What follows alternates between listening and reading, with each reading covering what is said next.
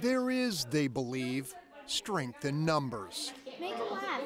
Comfort to be had in gathering with those who've also endured countless leers and 1,000 different degrees of hurtful human reaction.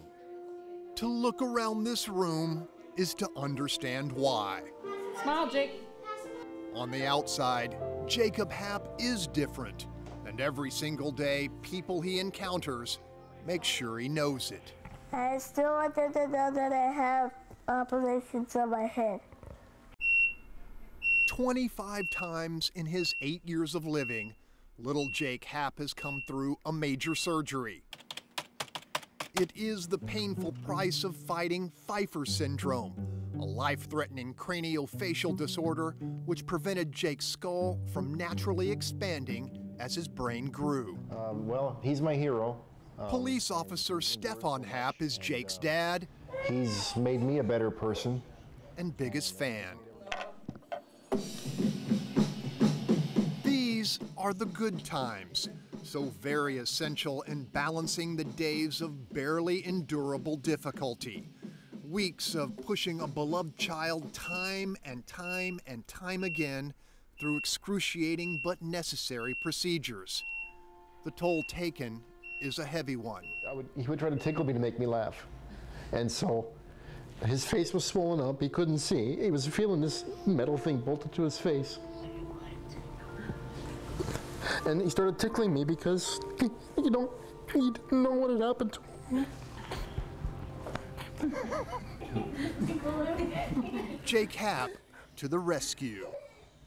It is the kind of emotional protection as parents feel almost powerless to reciprocate in public. This will be very fun.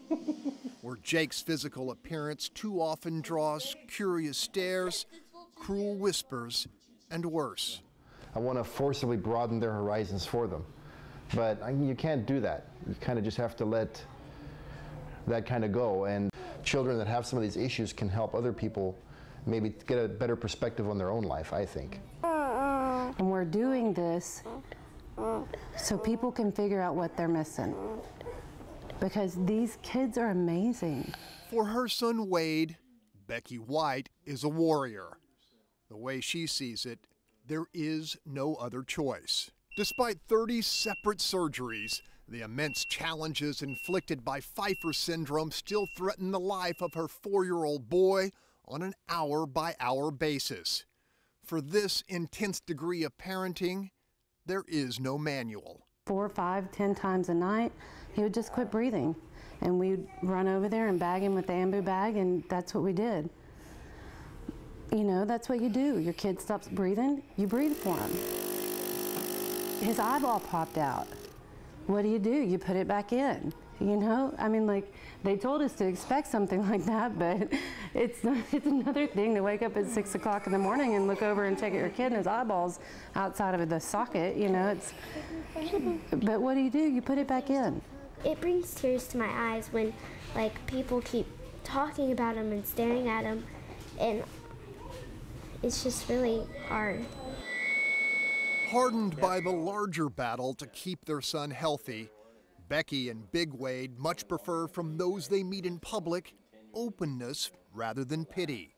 A fair shake for a kid who's had precious few. People look at our family and they think they would never want to be in our shoes. But I look out there and I think I'd never want to be in y'all's. This is what I want. We are all the same on the inside. We're all the same.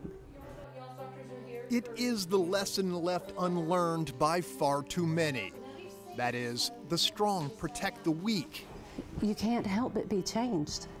You can't help but become a better person. So the weak can teach the strong. On the East Side, Greg Grugan, Fox 26 News.